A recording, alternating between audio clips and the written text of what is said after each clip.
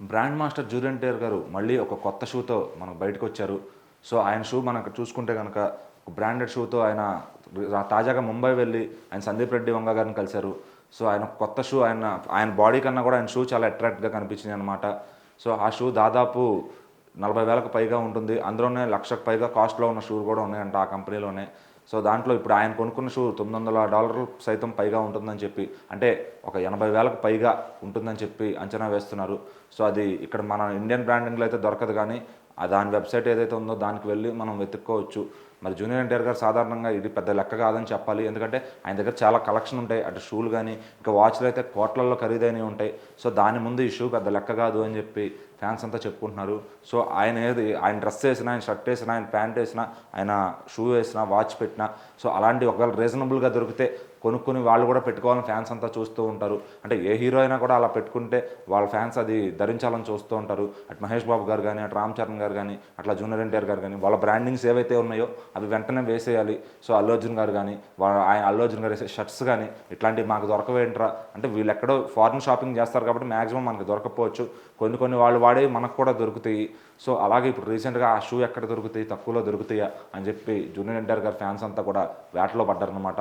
మరి నిజంగా జూనియర్ ఎన్టీఆర్ గారు బ్రాండింగ్ ఎంత విలువిస్తారో, దాదాపు ఒక 10 ఇయర్స్‌గా ఆయన బ్రాండ్స్ మీద చాలా కాన్సంట్రేట్ పెట్టారని చెప్పాలి. వాచీలంటే ప్రాణం ఆయనకి.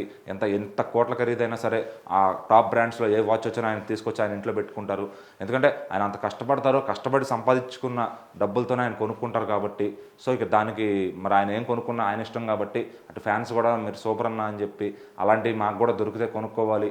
అంటే చీపెస్ట్ దాని కాపీ ఏదన్నా ఉంటే కొని పెట్టుకోవాలి అని ఫ్యాన్స్ ముచ్చట పడుతూ ఉంటారు. మరి నిజంగా జూనియర్ ఎన్టీఆర్ గారు బ్రాండింగ్‌కి ఇచ్చే విలువ వాళ్ళ ఫ్యాన్స్‌కి కూడా ఇన్స్పైర్ చేస్తుందని చెప్పాలి. ఎందుకంటే ఒక హీరోని చూసి నిజంగా ఫ్యాన్స్ కూడా పెట్టుకోవడం అనేది అది మూర్ఖత్వం అని అయితే చెప్పకూడదు. ఎందుకంటే ఒక హీరోలాగా ఉండాలని కూడా ప్రతి ఒక్కళ్ళు కోరుకుంటారు.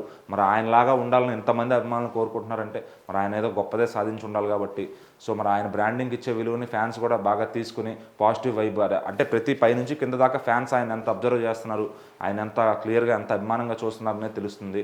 సో, మరి ఎన్టీఆర్ గారి షూస్ కోసం అయితే ఇప్పుడు ఫ్యాన్స్ బాగా వెతుకుతున్నారు.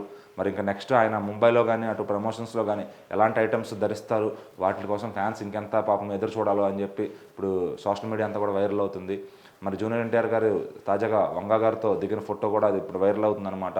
అయితే ఇదంతా కూడా దేవరా ప్రమోషన్స్‌లో భాగంగా ఆయనతో చేసిన ఒక ఇంటర్వ్యూలో వచ్చిన ఫోటో ఇది.